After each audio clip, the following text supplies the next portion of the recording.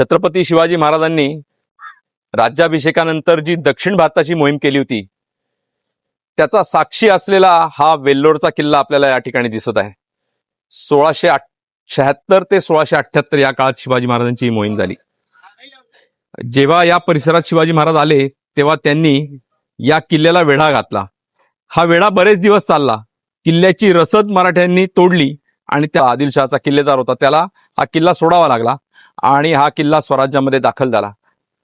प्रत्यक्षात शिवाजी महाराज जेव्हा रायगड किल्ल्यावर पोहोचले तेव्हा त्या काळामध्ये हा किल्ला स्वराज्यामध्ये दाखल झाला। परंतु इथनं निघताना महाराजांनी किल्ल्याच्या समोर असलेले जे 2 डोंगर आहेत त्या 2 डोंगरांवर साजरा आणि गोजरा असे 2 किल्ले या ठिकाणी बांधले आणि म्हणून वेल्लोर बरोबर साजरा आणि गोजरा हे 2 किल्ले असे एकूण या परिसरातले 3 किल्ले हे स्वराज्यात त्यावेळेला आले।